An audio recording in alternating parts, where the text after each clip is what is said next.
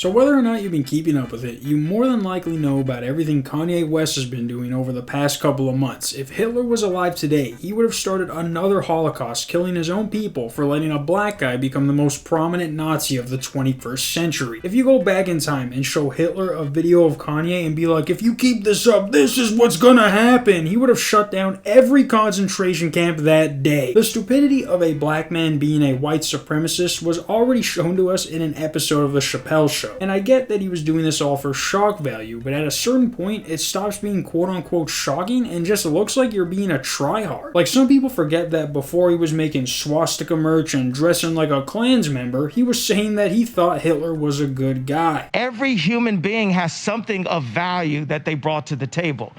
Especially Hitler. Now, if you can get Alex Jones to be like, okay, well, let's not go that far, then you know what you just said is fucking stupid. But after realizing that looking more insane than Alex Jones wasn't the best way to transition into this new persona you have, he bookmarked this moment for a later time. And obviously, you guys know what happened from there. He would embrace white nationalism in a way that's comparable to a parent doing the same thing their kid is doing so that they don't think it's cool anymore. Like, I can guarantee you that real racists who saw what Kanye was doing just started hating black people even more. Like, we all knew this phase wasn't going to last forever, but we didn't think he'd take it as far as he did. Like, when his website got taken down for trying to sell swastika shirts, that should have been the end of the joke right there. Like, okay, give back my website, I wasn't really gonna do it, I gotcha. Come on, I had the shirts made, but I wasn't really going to sell them, come on. But to this day, this is what his website looks like since the original one got taken down. And I guess he saw this as some sort of challenge and was like, now I gotta get a necklace made. And the reason he got it made makes just about as much sense as a black guy thinking he's part of the Klan. This is real life shit off of a statement, off of me wearing a motherfucking chain, off of me wearing they pain. But they playing, turning up, promoting, and making money off of our pain. But if I wear a piece of their pain, then they're going to threaten to destroy everything moving, everyone around, destroying people's lives. We're going to destroy Leon's life. Leon did a whole scissor album, and now we're going to destroy his life if you don't denounce this man's tweet. No, yeah, I'm sure people had to be told to say that they don't agree with you. It's not like you were saying anything outrageous. It's not like you were trying to make it cool to be a Nazi. Why on earth would anyone think what you're doing is wrong? Like, this dude just said a bunch of nothing trying to compare the Holocaust to someone listening to music. But he still wasn't done there. And after seeing how viral he went making tweet after tweet, he temporarily sold his account to some crypto slut. And it was a guy, so don't attack me in the comments, ladies. Don't be a slut. But what's funny about this is that once everybody was catching on to what he did, the people who paid for his account had Kanye upload a video replying to people saying that he had sold his account to crypto scammers. Like this one replying to Dave Portnoy. So, Dave Portnoy, I don't know you. I saw you was tweeting.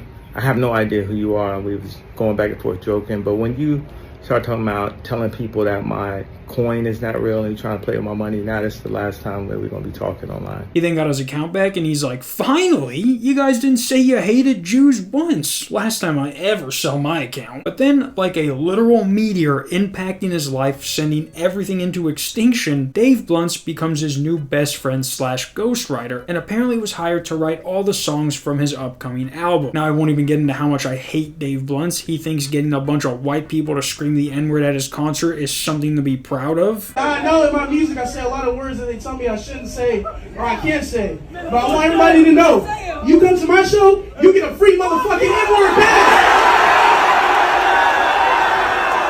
Now, it's actually embarrassing how excited these people got after hearing that. This dude is literally jumping for fucking joy. This guy immediately looks at his friend like this just became the greatest concert they've ever been to. He didn't even announce anything special. He's like, guys, people feel bad for me since I can literally die at any moment due to my organs failing. So if you want to call someone a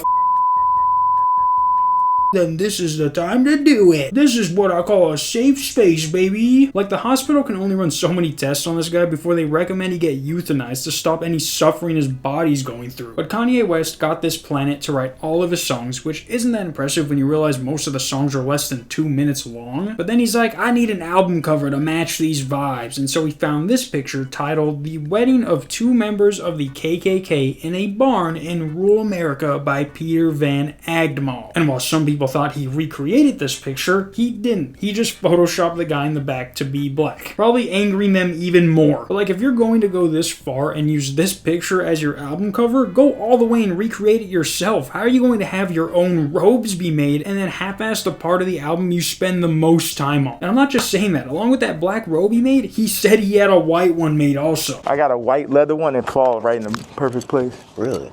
Yeah.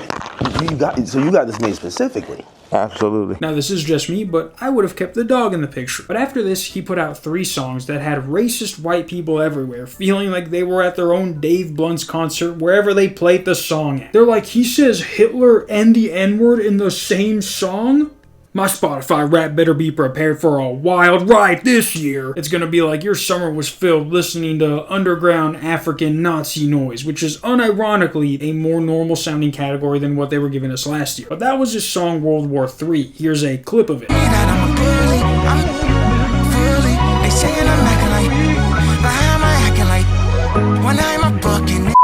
He then released the infamous song called Cousins, where he explained to us how he was having an incestuous relationship with his cousin from the ages 6 to 14 after they found some dirty magazines in his mom's closet. Now this is just me, but this seems like something you tell people during a book about your life or like a documentary about your life, not a song released in between 2 Nazi-inspired songs on a Nazi-inspired album. But I also like to think of this as him being caught in the moment and not realizing what he released until after it went viral. He's like, how am I going to get people to not care about the swastikas?